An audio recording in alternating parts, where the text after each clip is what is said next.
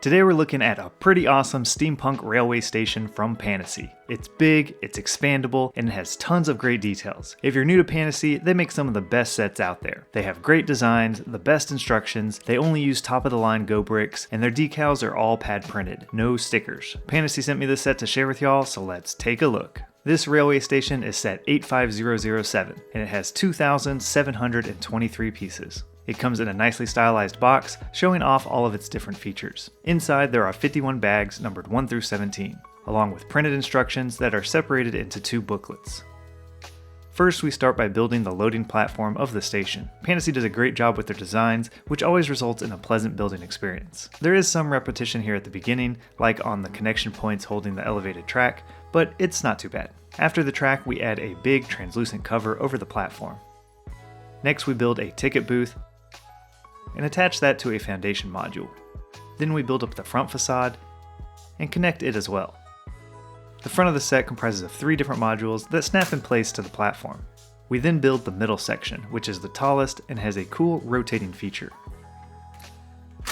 Next, we build a little coffee bar along with its elaborate front facade. They both connect to a foundation and also snap to the front of the platform. The train is built around a core of clear cylinder pieces and snot bricks. It's covered with plates and has an interactive motor build down below. It also has a lot of good detailing. The train hangs from the track, suspended by these silver beams and wheels. Finally, we build the passenger car with similar styling, hang it on the track, and connect it to the engine. First off, this set is much bigger than I expected from the pictures. In its closed form, it measures 13 inches wide, 12 inches deep, and 14.5 inches tall. And when you open it up, it expands to 21.5 inches wide.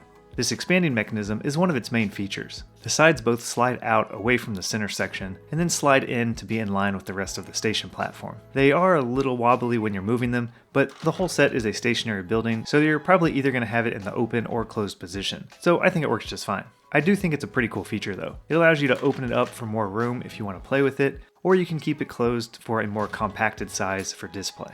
When it's open, the extended sides do stick out a couple of studs, and you can see the axles from the sliding mechanism. But you get to see the arch covered and some of the interior details. I think I like it in its closed form a little better though, as it looks more cohesive to me. Now I'm just a casual fan of the steampunk theme, which is this steam-powered Victorian architecture styling, so feel free to leave your comments below. But overall, I think it all looks pretty great. There's lots of detailing everywhere with pipes and valves and whatnot, and the set comes with tons of gold-plated pieces, which really pop. The right side has some gears in the center that don't connect to anything, but are fun to spin.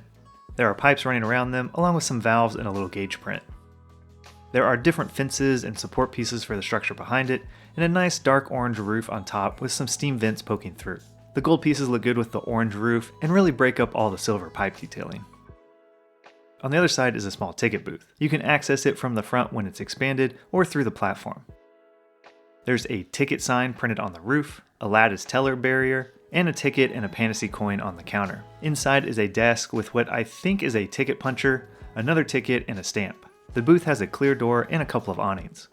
There's also a great train bulletin print on the side with some really long routes listed on it. It is kind of a shame though, because while it's such a nice print, you can barely even see it where it's located. The tall center section has a cool rotating door that also rotates the disc above it and the clock hands when you spin it. The doors have some nice Victorian style printing and are flanked by some big fuse looking things. Above that is the gold disc and clock that spin. And then some slopes and more gear motifs. Inside the top section looks to be a sand hourglass, which I guess is what's keeping the railway station running on time. On the inside there are some pipes and boilers on the middle section, and you can see the gears turning that connect the doors to the clock.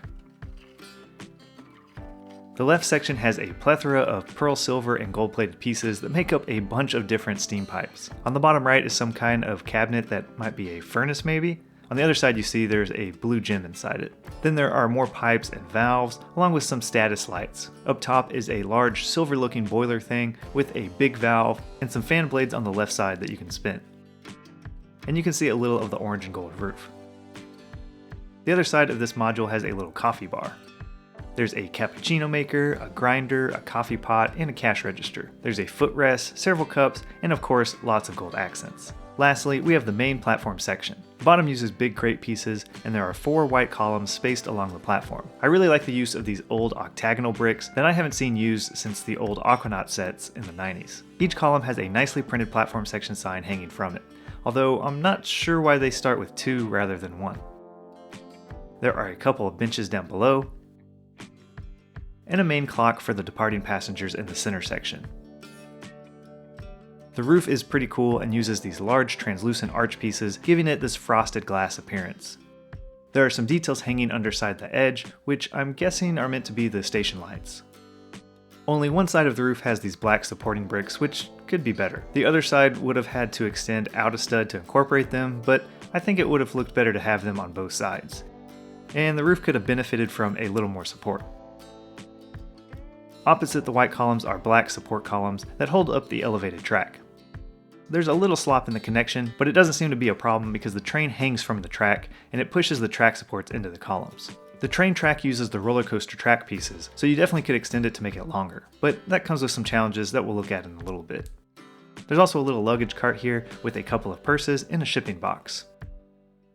And there's a stoplight in front of the last column.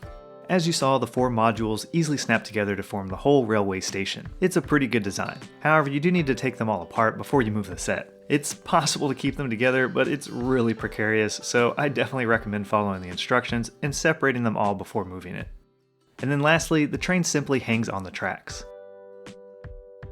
I think the train looks really great in dark green and black, with lots of pearl silver and gold-plated accents. The front section is the engine or locomotive, and has some pipes, valves, and steam vents as you'd expect. I really like these printed panel pieces at the front, along with the look we get from all these pipes and lights around the boiler. I'm not sure why a hanging train would need a cow catcher on the front, but it does look good in gold and definitely completes the train look. Although it is easily knocked off, which is one of my few complaints. Below the boiler is a big V10 engine with moving pistons that go in and out when you rotate the rear propeller. I don't like how the cylinders are uncovered, but I think every brand does it this way for some reason. I don't know why, because I think it would look a lot better with some clear tiles on top. The passenger car is somewhat smaller than the engine, but has the same great styling with the dark green and silver and gold accents. There's even a little door that folds down with a ladder that reaches the platform to allow passengers to load and unload. Inside are 4 chairs for minifigs, but the roof doesn't come off, so it's kind of hard to get them all in there. It is possible though. The car connects to the engine with a trailer ball hitch, and they actually roll fairly well together. However, the railway station only has enough room for them just to sit at the station. Like I mentioned, the track uses the roller coaster track pieces, so you could definitely extend it to go around your city or wherever you like, although the hard part would be supporting the elevated track. The train is designed so it hangs centered under the track, so that's not the problem. However, if the track is supported on just one side, it will tip over like it does on the station without the front modules connected. Side note, you need to have at least the center section connected to hang the train on the tracks, although it's definitely best with them all connected. I think a design like the one J.K. Brickworks used on his suspended train would probably work. The track can only be supported from one side because of the train hangers, so you need to have some feet go under the train to keep the supports from tipping over. Another idea I had was you could use a slightly overhanging platform or shelf to support the track. From this simple mock-up with some track just resting loosely on a shelf, you can see that as long as there's clearance for the hangers as well as the train underneath, the train rolls just fine. Before we wrap things up, Pantasy recently turned 3 years old and sent me this commemorative anniversary present. It's a nice little metal display that highlights a few of their iconic sets over the years. It's a nice little surprise, and I'm glad that Pantasy has had a successful 3 years because they really are a great company, and I enjoy checking out all their sets with you.